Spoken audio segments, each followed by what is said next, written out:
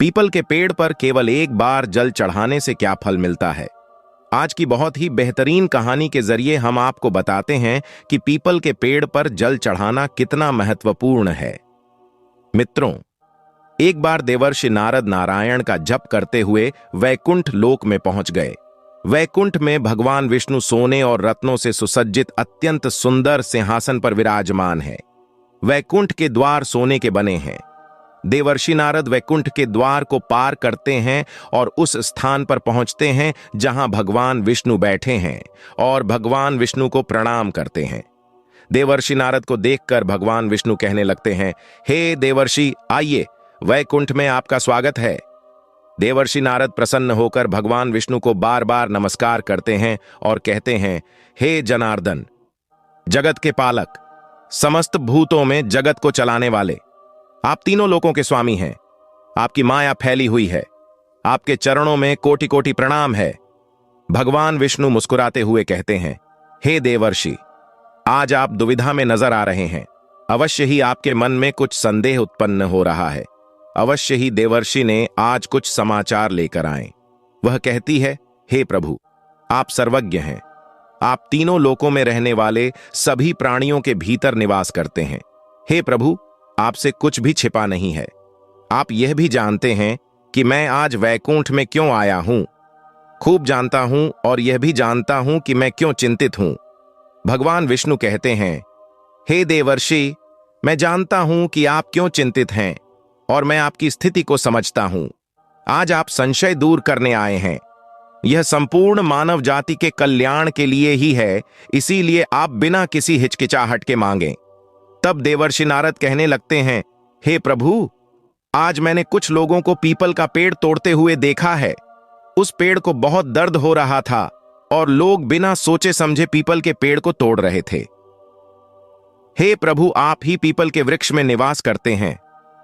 आपने तो कहा है कि आप वृक्षों में अश्वत्थ हैं, फिर मनुष्य ऐसा पाप क्यों करते हैं? मैं यह भी जानना चाहता हूं कि पीपल को जल देने से मनुष्यों का क्या होगा। पीपल को कब जल देना चाहिए और किस दिन उसकी पूजा करनी चाहिए? भगवान विष्णु कहते हैं, हे देवर्षि, आप सत्य बोलते हैं। मैं वृक्षों में पीपल हूं। पीपल के वृक्ष में मेरा वास है। पीपल का महत्व बताने से पहले आप मुझे उसी फल के बारे में बताएं। मैं एक प्राचीन कहानी बता रहा हूं। इस कहानी के माध्यम से आपको आपके सभी सवालों के जवाब मिलेंगे। जो एक बार इस कथा को सुन लेता है, उसके सारे पाप नष्ट हो जाते हैं। जो कोई इसे बार बार सुनता है, उसके सभी दुहक दूर हो जाते हैं और उसे धन धान्य की प्राप्ति होती है। जो पीपल की महिमा की इस कथा का प्रचार करता है, उसे विष्णु लोक मिलता है। देवर्षि कहते हैं, हे भगवान, मेरी यह कथा सुनने की तीव्र इच्छा है। आप शीघ्र मुझे यह उत्तम कथा सुनाइए। मैं इसे ध्यानपूर्वक सुनता हूं और तीनों लोकों में इसका प्रचार करता हूं। श्रीहरि कहते हैं, हे भगवान, प्राचीन काल में नंदीग्राम नाम का एक अत्यंत सुंदर नगर था। उस नगर में पुष्कर नाम का एक महान ब्राह्मण रहता था। वे सदैव धर्म कर्म में लगे हुए सभी पशु पक्षियों की सेवा किया करते थे। उनके आश्रम में एक प्राचीन पीपल का पेड़ था, जिसकी ब्राह्मण प्रतिदिन पूजा किया करते थे। वह प्रतिदिन उस पीपल के पेड़ को जल देता था। वह एकादशी का व्रत करके पीपल के वृक्ष को जल देता था। वह प्रतिदिन इसकी परिक्रमा करता था तथा बाहर जाते समय पीपल के वृक्ष को प्रणाम करता था। इस प्रकार उस ब्राह्मण ने उस पीपल के वृक्ष की पूजा करके बहुत पुण्य प्राप्त किया। तभी एक दिन एक भयानक राक्षस भोजन की तलाश में उस पुष्कर ब्राह्मण के पास आया। वह आश्रम में आता है और इधर उधर देखने लगता है। तभी ब्राह्मण कुटिया से बाहर निकलता है तो उसे भीम के रूप में एक राक्षस खड़ा दिखाई देता है। राक्षस जैसे ही ब्राह्मण को देखता है तो कहता है, वाह, आज तो बहुत सुंदर है। आपको ताजा मांस खाने को मिलेगा। यह ब्राह्मण अत्यंत युवा, सुंदर तथा गुणवान दिखता है। अब मैं इसे प्रिंट करने जा रहा हूं। उस राक्षस को देखकर वह ब्राह्मण बिल्कुल भी नहीं डरता और उस राक्षस से कहने लगता है कि हे राक्षस, ये बेचारा, झोपड़ी में तुम्हारा स्वागत है। तुम बहुत भूखे लग रहे हो। बताओ, मैं तुम्हें खाने में क्या दूं? ब्राह्मण की ऐसी बातें सुनकर राक्षस आश्चर्यचकित हो जाता है और सोचने लगता है कि बड़े आश्चर्य की बात है कि यह ब्राह्मण मुझसे तनिक भी नहीं डरता। नहीं, वह अवश्य कोई महान तपस्वी लग रहा है। तभी राक्षस कहने लगता है कि हे महात्मा, आप कौन हैं और इस जंगल में क्यों रह रहे हैं? मुझे देखकर तुम्हें बिल्कुल भी डर नहीं लगा। तब ब्राह्मण कहता है, हे राक्षस, मैं भगवान विष्णु का भक्त हूं। मुझे इस दुनिया में किसी भी चीज का डर नहीं है। इसीलिए आप मुझे बताएं कि आप क्या चाहते हैं। आपकी जो भी इच्छा होगी वह पूरी होगी। आओ, इस पेड़ के नीचे बैठ जाओ। फिर जैसे ही राक्षस उस पेड़ के नीचे जाता है, उसका शरीर जलने लगता है और वह तुरंत मर जाता है और एक दिव्य पुरुष राक्षस के शरीर से बाहर आता है। उस मनुष्य को राक्षस के बंधन से मुक्ति मिल जाती है। वह आदमी बहुत खुश हो जाता है और उस ब्राह्मण से कहने लगता है, हे ब्राह्मण देवता, ये कैसा चमत्कार है? ये कौन सा पेड़ है जिसके नीचे मुझे मोक्ष मिला? तब वह ब्राह्मण कहता है, हे महात्मा, यह पीपल का पेड़ है। यह साक्षात भगवान विष्णु का स्वरूप है। यह समस्त पापों का नाश करने वाला है। इस वृक्ष के सानिध्य में आने से आपके सभी पाप नष्ट हो जाते हैं। फिर वह दिव्य पुरुष स्वर्ग की ओर जाने लगता है। फिर एक दिन यमराज अपने दूतों को बुलाते हैं और कहते हैं कि हे दूतों, तुम जाओ और नंदी गांव में रहने वाले पुष्कर नाम के एक ब्राह्मण को पकड़ लो और उसे यहां ले आओ। यमराज का आदेश पाकर वे दूत यमलोक से पृथ्वी पर आते हैं और उस ब्राह्मण को जीवित पकड़कर यमलोक ले जाने लगते हैं। रास्ते में महात्मा पुष्कर उन दूतों से कहने लगे कि हे दूतों, तुम क्या कर रहे हो? मैं तो मरी भी नहीं और तुम मुझे पकड़कर यमलोक क्यों ले जा रहे हो? तब वे यमदूतों से कहने लगते हैं कि हे ब्राह्मण, तुम चुपचाप हमारे साथ चलो। तुम्हें स्वयं यमराज ने हमारे पास से उठा लिया है। मैं नहीं जानता कि तुमने कितना भयानक अपराध किया है। हम भी जानना चाहते हैं कि आपने क्या पाप किया है। तब ब्राह्मण शांत हो जाता है और यम के दूतों के साथ यमलोक की ओर जाने लगता है। यम के दूत भी बड़े आश्चर्यचकित हुए।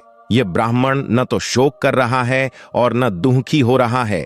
हम जिस भी प्राणी को वापस लाते हैं वे जोर जोर से विलाप करते हैं। तब यम के दूत उस ब्राह्मण को लेकर यमराज के सामने उपस्थित हो जाते हैं। जैसे जब यमराज ने उस ब्राह्मण को देखा तो वह डर गए और उन दूतों से कहने लगे कि हे दूतों, तुमने यह क्या किया है? किसे लाए हो? मैंने तुमसे कहा था कि तुम किसी दूसरे व्यक्ति को ले आओ जिसका नाम पुष्कर है, जो मर गया है। लोगों ने इस महात्मा को उठाकर यमलोक पहुंचाकर बहुत बड़ी भूल की है। उनकी जगह यहां नहीं है। भगवान विष्णु की पूजा करने वाले और पीपल की पूजा करने वाले इस महात्मा को उसकी इच्छा के बिना यहां लाना घोर पाप है। फिर वह यम के पास जाएगा। यम के दूत कहते हैं, हे धर्मराज, हमें क्षमा करें, हमसे बहुत बड़ी भूल हो गई है। तब यम के दूत उस ब्राह्मण से क्षमा मांगते हैं और वह ब्राह्मण भी उन्हें क्षमा कर देता है। यमराज उस ब्राह्मण से कहते हैं, हे ब्राह्मण देवता, आपकी पत्नी, पुत्र आदि बहुत दुखी हैं और वे संकट में रो रहे हैं। कृपया अपने घर लौट जाइए। आपके दूतों की गलती के लिए मैं आपसे क्षमा मांगता हूं। कृपया आप अपने घर वापस जाएं। तब ब्राह्मण कहता है, हे धर्मराज, इन दूतों की गलती के लिए मैं आपको प्रणाम करता हूं। अतः मैं उनका आभारी हूं। उन्हीं की भूल के कारण मुझे जीवित रहते हुए आपके दर्शन का सौभाग्य प्राप्त हुआ है। ऐसा विशेषाधिकार बार बार किसे मिलता है? हे धर्मराज, मेरी आपसे एक प्रार्थना है। मैं संपूर्ण लोक देखना चाहता हूं जहां पापी मनुष्य यमराज ब्राह्मण की बात सुनकर प्रसन्न हो जाते हैं और कहते हैं, हे ब्राह्मण देवता, ठीक है, यदि तुम्हारी यही इच्छा है तो मैं अवश्य पूरी करूंगा आपकी इच्छा। तब यमराज उस ब्राह्मण को सभी मनुष्यों से मिलवाने ले जाते हैं। उस पुष्कर ब्राह्मण ने देखा कि पापी आत्माएं नरक में कष्ट उठा रही हैं। कुछ को सूली पर चढ़ाया जा रहा है, कुछ को हिंसक जानवर खा जा रहे हैं, कुछ को यातनाएं दी जा रही हैं, कुछ पापियों को कीड़े खा रहे हैं और कुछ पापियों को खौलते तेल के कड़ाहों में डाला जा रहा है।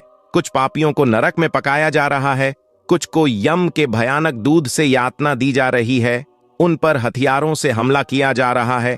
कुछ पापी अत्यंत ठंडे नरक में पीड़ा उठा रहे हैं, जबकि कुछ पापी नरक में गिर रहे हैं, आग जला रहे हैं और जोर जोर से कराह रहे हैं। उन आत्माओं को दुख और कष्ट सहता देख उस पुष्कर ब्राह्मण को बड़ा दुख हुआ। वह उन पीड़ित प्राणियों से पूछने लगा कि क्या तुम लोगों ने पृथ्वी पर रहकर कोई अच्छा काम नहीं किया है? जिसके कारण तुम सभी यहां नरक में जा रहे हो आ रहा है और पीड़ित हो रहा है। जिन प्राणियों को नरक में दंड दिया जा रहा था वे कहने लगे कि हे विप्र, हम पापियों ने पृथ्वी पर कोई अच्छा काम नहीं किया है, इसलिए हम नरक में गिरकर दंड भोग रहे हैं। हमने पराई स्त्रियों से संबंध बनाए हैं, पराए घरों में चोरी की है और निर्दोष जानवरों को मार डाला है। हमने दूसरों पर झूठे आरोप लगाए हैं, हमने अपने मेहमानों का अपमान किया है, हमने व्यभिचार किया है। ऐसे कई पापों के कारण हम सभी नरक की आग में जल रहे हैं। हमने प्यासी गायों के शेड तोड़ दिए हैं, हमने दान करने वाले लोगों को लूट लिया है, हमने कभी व्रत और अनुष्ठान किए हैं, हमने ऐसा नहीं किया है, हमने अपनी स्त्रियों को त्याग दिया है, हमने अपने दोस्तों को धोखा दिया है और झूठी गवाही देकर हमने कई निर्दोष लोगों को फंसाया है। इन सभी घोर पापों के कारण हम नरक की सजा भुगत रहे हैं। तब ब्राह्मण ने कहा, क्या तुम लोगों ने कभी भगवान की पूजा की है? तुम लोगों ने एक बार भी विष्णु की पूजा नहीं की, इसी कारण तुम लोगों की यह दुर्दशा हुई है। जो मनुष्य पृथ्वी पर रहकर भगवान विष्णु की पूजा करता है उसे कभी भी ऐसे दुर्भाग्य का सामना नहीं करना पड़ता और उसे मोक्ष की प्राप्ति होती है। क्या आपने कभी श्रीहरि के बारे में सुना है? तुमने भगवान के चरणों में सिर नहीं झुकाया, इसी कारण तुम नरक में पहुंचे हो। तुम लोग कभी पीपल के वृक्ष पर जल नहीं चढ़ाते थे। पीपल के पेड़ पर जल चढ़ाने से कई जन्मों के पाप नष्ट हो जाते हैं। तब वे नारकीय जीव कहने लगते हैं कि हे ब्राह्मण देवता, हमारा अंत यही है। हे प्रभु, हम अपने पापों के कारण भयंकर कष्ट भोग रहे हैं। नरक की आग से हमारा शरीर जल रहा था, परंतु जो वायु आपके शरीर को छूकर हमारी ओर बह रही है वह हमें सुख दे रही है। नरक की आग से हमारे कष्ट कम हो गए हैं, हम पीड़ित नहीं हैं। हे पुण्य आत्मा, कृपया कुछ समय यहां रुकें ताकि हमें कुछ क्षण का सुख मिल सके। हम कई वर्षों से लगातार कष्ट झेल रहे हैं। हे ब्राह्मण देव, आपके दर्शन मात्र से ही हमारा अंग अंग जलने लगा था। हम संतुष्ट हैं, कृपया हम पापियों पर कुछ दया करें। तब यमराज कहते हैं, हे धर्मात्मा, अब तुमने नर्क देख लिया है, अब अपने घर वापस जाओ, तुम्हारी पत्नी दुख से रो रही है। ब्राह्मण कहता है, हे धर्मराज, इन प्राणियों को कष्ट हो रहा है, मुझे देखकर मैं कैसे चला जाऊंगा? जब उनकी दुख भरी आवाज मेरे कानों तक पहुंचती है तो मुझे बहुत दुख होता है। इन नारकीय प्राणियों की यह करुण पुकार सुनो, जो तुम्हारे यमदूओं से पिटकर अग्नि की ज्वाला में गिर गए हैं। मुझे यह ध्वनि सुनाई देती है, हे मेरी रक्षा करो, मेरी रक्षा करो। मैं समस्त भूतों के अधिष्ठाता भगवान विष्णु की पूजा करता हूं। यदि मैं इन दुखी प्राणियों की उपेक्षा करूं तो मेरा जीवन व्यर्थ हो जाएगा। यमराज कहने लगते हैं, हे ब्राह्मण श्रेष्ठ, आप इन पापियों की रक्षा करें, आप चिंता न करें, ये सभी अपने कर्मों का फल भोग रहे हैं। ईश्वर ने उनके लिए इस दंड का प्रावधान किया है ताकि उनकी आत्मा शुद्ध हो सके। आप उनके लिए कुछ नहीं कर सकते, फिर भी उन्हें नरक की सजा भुगतनी पड़ती है। वह ब्राह्मण नहीं माना और वह भगवान विष्णु से उन नारकीय प्राणियों को मुक्त कराने की प्रार्थना करने लगा। उस ब्राह्मण ने भगवान विष्णु से प्रार्थना करते हुए कहा, हे प्रभु, मैंने हर क्षण आपके नाम से सच्चे मन से आपकी पूजा नहीं की है।